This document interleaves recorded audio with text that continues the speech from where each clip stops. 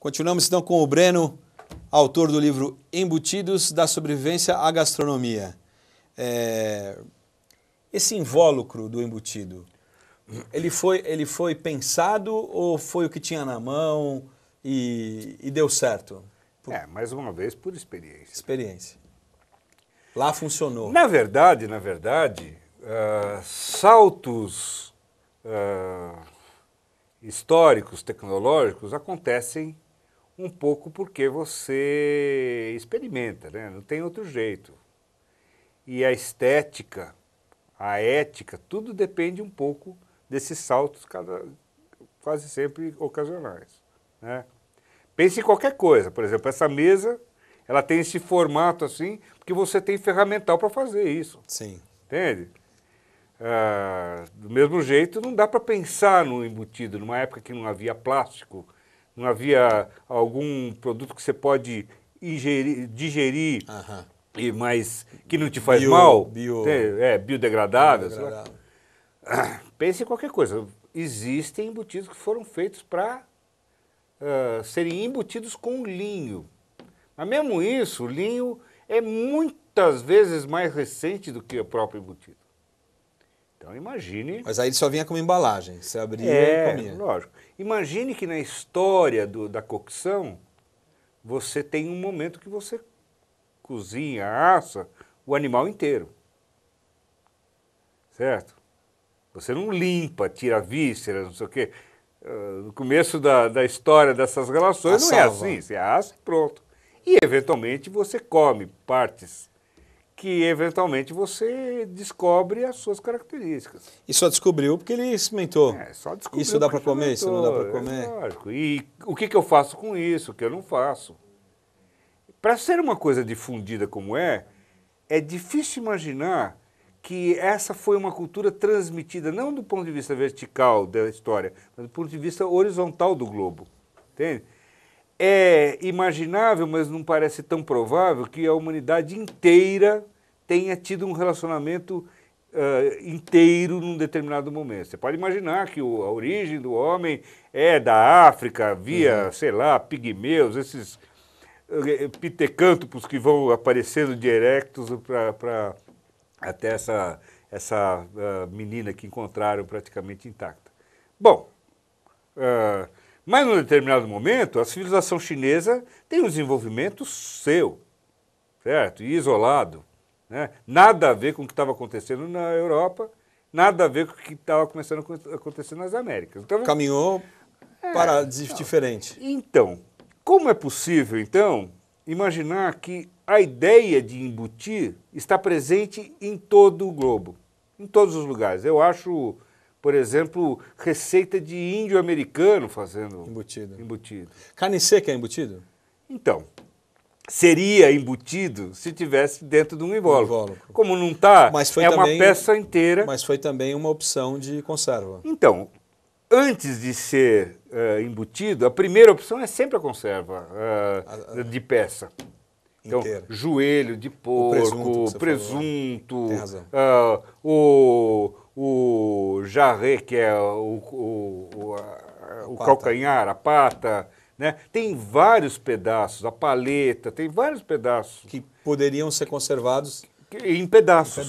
Em peças. Agora, é aquele que não é pedaço, seja ela sobra... Aí você moía... Você moía e fazia alguma coisa com isso. Temperava e fazia. Breno, em que momento que isso passou, que foi uma coisa que você citou, explicando sobre embutido, em que momento que o embutido passou de necessidade para paladar, para opção? E quem teve esse cuidado, esse desenvolvimento em falar, puxa, eu vou melhorar o gosto desse embutido? Quer dizer, ele poderia comer de outro jeito e falar, não, eu prefiro embutido, hoje eu quero comer um salame. Seguramente isso está, vamos dizer, ganhando uma complexidade que vai desde a descoberta dessa ferramenta alimentar até os dias de hoje. Quer dizer, é um processo contínuo, não para. Não para, é dinâmico. Em algum momento, devido ao sucesso gastronômico de alguns tantos, você defende comercialmente. Então você tem os tais DOP da vida, que é a Denominazione di Origine Controllata, né? Na Itália, mas que existe na Europa inteira. Que aí começou a se misturar, fazer um mix, temperar. Lógico, porque, por exemplo, você vai na Itália Central, na região de Lucca, por exemplo, em Turim, na Toscana, e você vai encontrar uma quantidade enorme de produtos diferentes que levam semente de erva doce selvagem. Enorme. Significa dizer algumas coisas. Primeiro, que existe semente de erva selvagem na região, é condição sine qua non. Sim. Segundo, que essa coisa foi provada e se tornou alimento e aprovada. Né? Terceiro, que isso identifica um tipo de regionalidade. Então, por que não aparece a tal semente na Alemanha? Na Alemanha.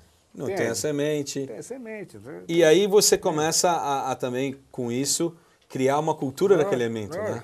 Aparece, por exemplo, olha que sofisticação, ainda na Idade Média. Entende? Você tem pinole, entende? No meio de certos produtos de documentação. Entende? E na Idade Média. Na Idade Média.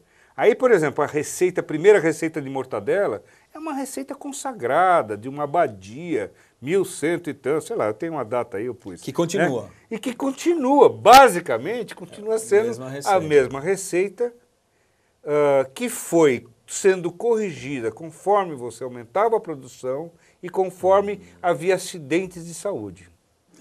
Entende? Os acidentes de saúde, paradoxalmente, são os desastres que vão dando seriedade à indústria alimentícia que se formou no século XIX. Entende? Conforme havia um rolo qualquer que levava eventualmente até a morte de alguém que comia uma salsicha... Uma intoxicação.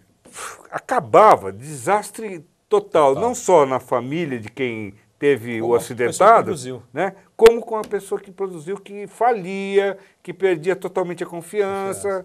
Entende? E era preciso um novo salto de controle de qualidade. Entende? Alguém que identificasse qual foi o motivo da intoxicação e conseguisse superar a problemática. Entende? Então, é uma história bonita também da industrialização. Nesse caso, eu não sou exatamente o cara que mais defendeu na vida o capitalismo, mas nesse caso, a indústria é um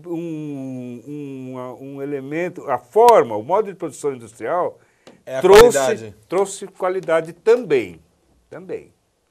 Assim como hoje em dia essa recuperação do homem numa relação maior com a natureza fixa o homem no campo na Europa inteira e recupera certas tradições que estavam mais ou menos esquecidas. Então, você pega, mais uma vez na Itália, de Trieste, entende? Você vê pequenas denominações, produções pequenas de, sei lá, 20, 30 mil por ano embutidos, que são extremamente apreciadas, que custam 20, 30 vezes mais do que qualquer coisa que a indústria produza e mesmo assim a consumação é plena e bastante difundida, não apenas na região. Então, entende? Cria-se nichos, entende? Essa parte da gastronomia também tem esse retorno ao artesanal que significa a qualidade, tanto do produto como a manufatura. Né? Então é muito bonito, quer dizer... Em Campos do Jordão tem um alemão que faz embutidos, só faz embutidos, tem uma casa de embutidos,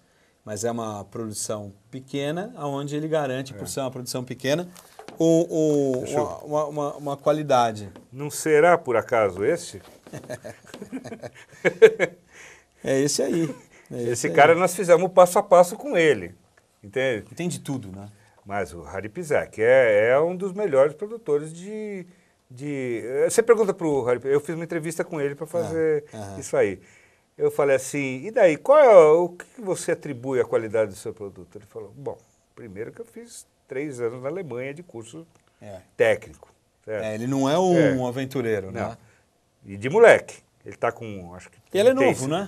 Ele tem uns 37 anos. Eu achei que ele era mais velho. Com 14, 15 anos ele já estava na Alemanha estudando isso. É um sucesso esse cara. Sucesso. Segundo, ele fala assim, eu uso praticamente 100% de elemento carne de boa qualidade. Então, que o artesanal tem esse foco. Tem esse foco. Então, Porque a legislação brasileira, que segue a europeia nesse ponto, É bem regulamentado? extremamente bem regulamentado, e tem uma sequência onde você permite, por exemplo, muita soja em vez de carne, entende? Até 60% de elementos que não são carne, mas que não fazem mal e que são controláveis. Por exemplo, gelo e água entram no peso, entende? Na hora que vem alguém do Ministério da Saúde ver a qualidade do seu produto, vem fazer uma fiscalização, ele inclui na análise positiva e assertiva quantidades de elementos que podem entrar. Desde bicarbonato, até água, até gelo, até carne, Permitido. até soja e outros elementos, entende? Então, o industrial não é uma porcaria. O industrial é um produto de menos qualidade quase sempre. Só quando ele percebe que o mercado está disposto à sofisticação, normalmente o industrial é conservador por excelência. Ele fabrica aquilo que vende. Claro. Entende? Ele não Ele fabrica... tem que atender o mercado. Então... Mas ó, o problema do industrial é o preço, né? Ele chega num limite de viabilidade Isso. que às vezes ele não pode... Por dizer, o Harry, que o embutido dele é caro. É caro, caro. Caro. É Por caro. que é caro? Porque ele pega a melhor Exatamente. carne. E O porque industrial não vai. a escala dele é menor. A escala é menor, permite. Entende? Então, Mas hoje o mercado tem essa opção, né? Tem. De ir para um artesanal. ou eu ir- fui, né? Eu tinha uma proposta muito ambiciosa de fazer um apanhado Brasil afora do que existe, né? Embutido. E não custava caro, a editora não tem esse hábito de fazer, e eu também não tenho condição de me autossustentar virando por aí, mas eu dei uma rodada. No fim, a gente decidiu fazer um capítulo sobre o Brasil, ao menos uma citação daquilo que vale a pena, não sei o quê. E nesse levantamento apareceu muita coisa legal. Muita. Mas de... Não é mais ou menos, é bom de verdade. Mas origem... Por exemplo, eu quero dizer o seguinte, o Harry é um alemão. Semi-industrial, Então ele trouxe essa cultura para cá. É bom você falar isso. E tem a procura. Mas existe essa coisa, a iniciativa do brasileiro, por exemplo, a feijoada. Tem tudo. É assim, ó. É legal você falar isso, porque, na verdade, aquilo que tem no Brasil, trazido, vamos dizer, por esses imigrantes germânicos, está muito voltado para o embutido cozido. No livro há uma diferenciação muito clara. Você tem, na verdade, uma grande divisão entre os cozidos e os crus. Os crus podem ser, como eu comentei, aquilo fresco, mas principalmente é aquilo que é mais tradicional, que são os crus que ganham cura. Paio. Tudo que você quiser, salame, por exemplo, todos os salames são secos e Você come cru, né? salgados, secos e crus. Eles podem ser defumados ou não. Entende? Pode ser Então, defumado. Pode ser defumado, faz parte do processo não gastronômico, parte do processo, antes de mais nada, um processo de conserva. Conserva. Porque a defumação também se mostra na história como uma das alternativas para conservar. Entende? Que vira um paladar diferente. Aí também. vira uma gastronomia. Chega ao ponto, vamos dizer, sofisticado, do defumador procurar a madeira que ele quer queimar. Cada uma tem um paladar, um aroma. Um blend, né? Um blend. Então, vai embora. Essas coisas vão embora. Então, no caso em particular, você pega italianos, espanhóis e portugueses com grande tradição dos imigrantes de fazer grandes linguiças. Então, o paio, a linguiça portuguesa, particularmente, geraram, entende? Tanto industriais quanto artesanais, Brasil afora. Até por conta do seu uso em pratos como feijoada, certo? E também italianos, Brasil afora, não é só São Paulo, Belo Horizonte, o marque é excelência. Em Curitiba, Romani é excelência. Excelência, quando eu digo, eles não estão só olhando para o passado do produto. Eles foram à Itália, fizeram cursos longos de mais de 6 meses, os dois. Puxa vida. Por coincidência. Pessoas que querem realmente... Nossa, fazem um produto tão bom quanto na Europa. Como a Hansa aqui também, né? A Hansa é muito boa, mas ela já está dentro do caminho industrial. Esses daí são semi-industriais. É difícil diferenciar claramente, é mais escala do que qualquer outra coisa. Olha, a gente vai continuar aqui com o Breno. Vamos fazer um intervalo para assistir o nosso rabino Michel Schlesinger com um encontro interreligioso, ainda com a Monja Cohen, trazendo para vocês esse novo quadro que nós desenvolvemos com o rabino Michel. Aí a gente volta com o Breno, continuando com esse assunto super interessante que é o embutidos. Vamos lá com o rabino Michel.